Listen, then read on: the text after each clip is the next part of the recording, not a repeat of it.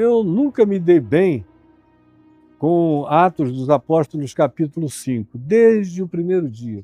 Quando eu li aquele negócio de Ananias e Safira, que venderam aquele terreno e resolveram ocultar o valor total do terreno, chegarem aos apóstolos e dizerem que o terreno tinha custado X, quando na realidade tinha custado 3x, e eles tinham guardado esses 2x aqui, estavam botando aos pés dos apóstolos o que supostamente era o valor total da propriedade. Olha aqui, Pedro.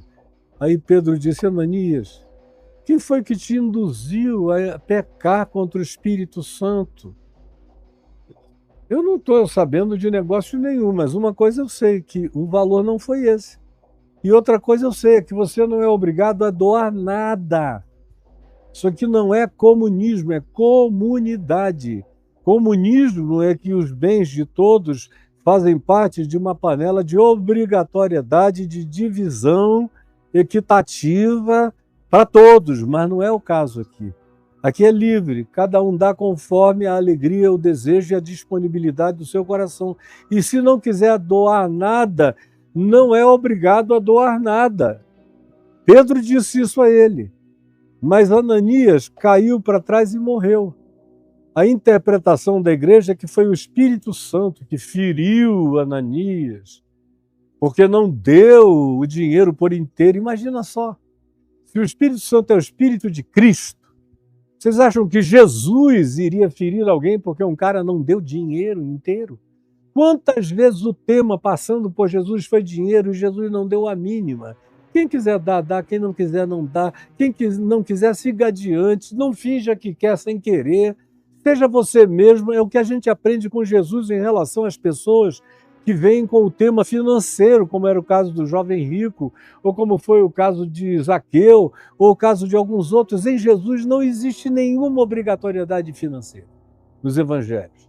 Mas foi a igreja que interpretou. O Atos dos Apóstolos não é um livro de interpretação do Espírito Santo. É um livro jornalístico de Lucas, narrando como foi que a igreja e os apóstolos interpretaram os eventos posteriores à ascensão de Jesus. Então ali você não tem doutrinação, você não tem revelação, você tem narrativa histórica e interpretação da igreja e dos apóstolos. E foi assim que eles interpretaram. Porque não foi sincero, o Espírito Santo feriu, e ele caiu morto. O cara teve um infarto, morreu de morte súbita, de susto, quando ele mesmo realizou a loucura dele, que ele não precisava fazer aquilo. Por que ele fizera aquilo, portanto? E nessa angústia o coração dele infartou. Devia ser um homem na fase do infarto. Entre 38 e 50 anos de idade, quando as pessoas mais infartam, infartos mortais.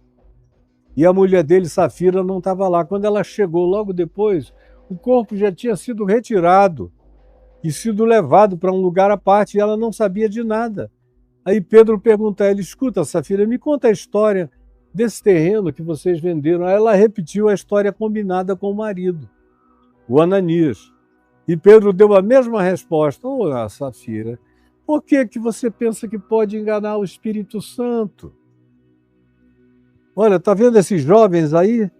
Eles acabaram de retirar o corpo do seu marido, que caiu morto aqui, por causa da mentira contra o Espírito Santo. Vocês não precisavam doar nada, fazer nada. Repetiu tudo. Aí Safira, com aquele susto, o marido morreu, porque mentiu contra o Espírito Santo. Imagina o que é essa ideia de mentir contra o Espírito Santo. Se mistura com a ideia de pecado contra o Espírito Santo, que não tem perdão. Safira caiu dura, infartou também. E ainda mais com Pedro dizendo: eis aí os jovens que removeram o corpo do teu marido e o levaram para ser sepultado, os mesmos carregarão o teu. Aí ela, ó, pá, até papagaio, eu já vi papagaio, minha irmã teve um papagaio, que sofreu tanto de saudade que caiu para trás duro, morto. Safira também. Nada demais. Milagre nenhum. Tudo susto e fenomenologia psicológica. Então, até nesse sentido, em Atos 5, a minha leitura, eu leio Atos segundo Jesus. E como eu não vi Jesus tratar ninguém assim, E os casos de Jesus eram muito mais graves do que esses casinhos de comunidade eclesiástica de fé, isso e aquilo, e que começa a ter aquela confraria, e uns olhando para os outros e começa a corromper o processo. Basta deixar crentes convivendo muito tempo uns com os outros, que eles se estragam mutuamente com uma rapidez enorme. E o livro de Atos dos Apóstolos nos serve para mostrar isso. Então, meu filho, deixa eu te dizer, essa história de disciplina, na melhor das hipóteses, de acordo com Mateus 18, é uma coisa que a gente resolve entre nós e o nosso irmão, no particular.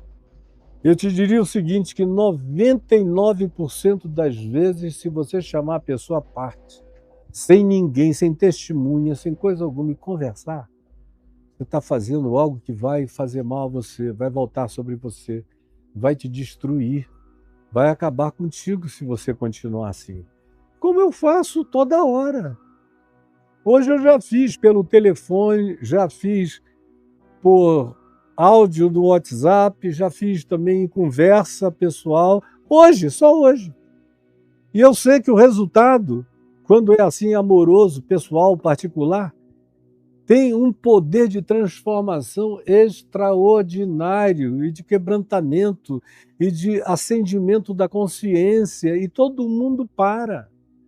Ou quando tem uma resistênciazinha maior, quando o cara alega que tem uma outra pessoa implicada e você chama outra pessoa e trata ali no reservado, é quase certo que 100% das vezes você resolve o problema. Para chegar à terceira instância, que é o cara dizer, eu não quero saber, eu odeio ele, você e todo mundo, esse indivíduo já se auto-excluiu de qualquer comunhão de amor, ninguém precisa comunicar nada, tocar trombeta, avisar, fazer um édito e botar na porta, nada disso, isso não parece com Jesus. O que não é como Jesus não serve para mim. Então, meu filho, leia o Evangelho. Confira a sua vida todo dia com o Evangelho. É o que eu tento fazer com a minha. Todo dia eu confiro a minha vida com Jesus.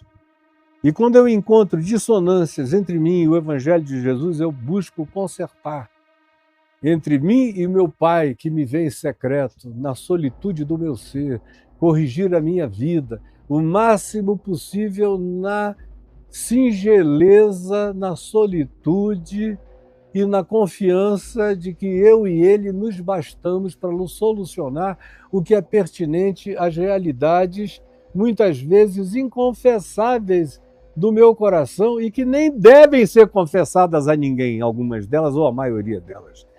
É para eu resolver com Deus. Filhinhos meus, não pequeis, mas se todavia alguém pecar, tendes advogado junto ao Pai, Jesus Cristo justo. Ele é a propiciação pelos nossos pecados e não somente pelos nossos próprios, mas ainda pelos do mundo inteiro. Se você tem essa consciência e pratica isso, você vai solucionando a sua vida. Sem levar isso a pastor, para que pastor? Sinceramente, para que padre?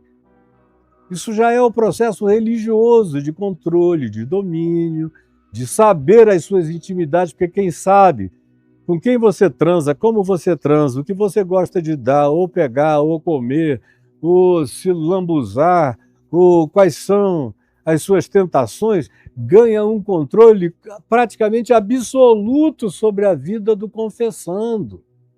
Confessar uns aos outros, como o Tiago diz, é saudável quando o outro é, no mínimo, uma pessoa infinitamente mais madura do que eu, o que praticamente não existe.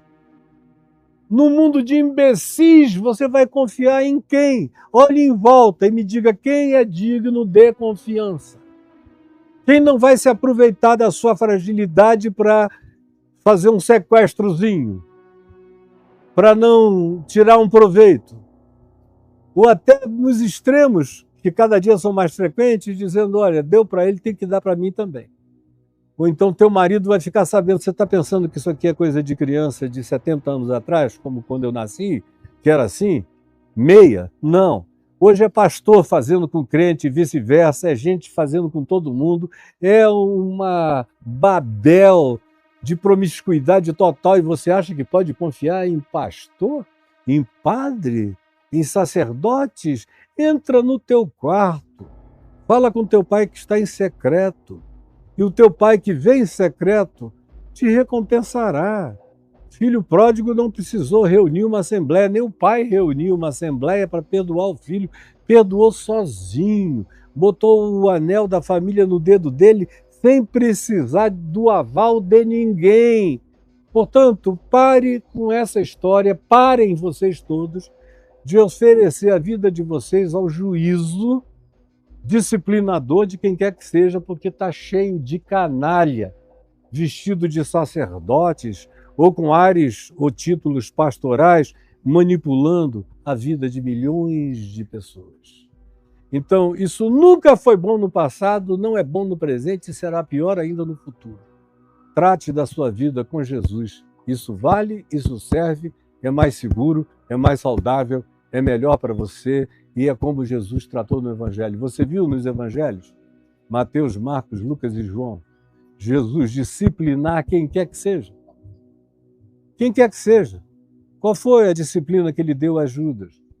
O que ele deu a João porque ele tascar fogo numa aldeia inteira de samaritanos?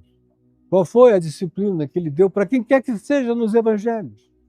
Onde isso aparece? Ao contrário, disciplina é apenas o modo de ser do discípulo. Isso é o que significa a palavra disciplina, vem de discípulo. Discípulo é um ente que está aprendendo uma disciplina. A disciplina é o caminho, a disciplina é o evangelho, a disciplina é o modus operandi de Jesus na vida. Aprender o evangelho é aprender a disciplina. Juntamente com isso, a disciplina é aprender a perdoar, é aprender a não julgar, é aprender a não jogar pérolas aos porcos, é não sair distribuindo preciosidades com quem não tem dignidade para ouvir nada do seu coração, nem a seu respeito.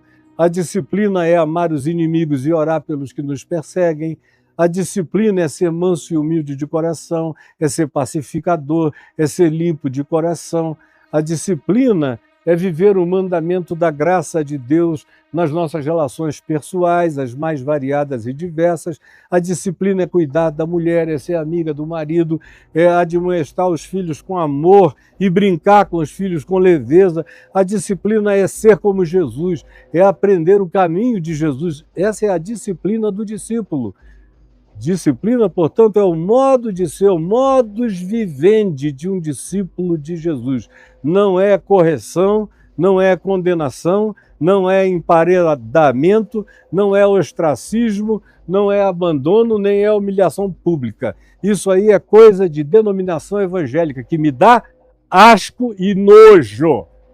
A vida inteira, vocês entenderam? E eu nunca fui diferente. Eu tenho um problema enorme com alguns que dizem, não, eu tive que fazer isso para a congregação não vir em cima de mim, eu tive que disciplinar o fulano. Aí levou o cara para o palco, aí expõe ele, a mulher, os filhos, a vergonha.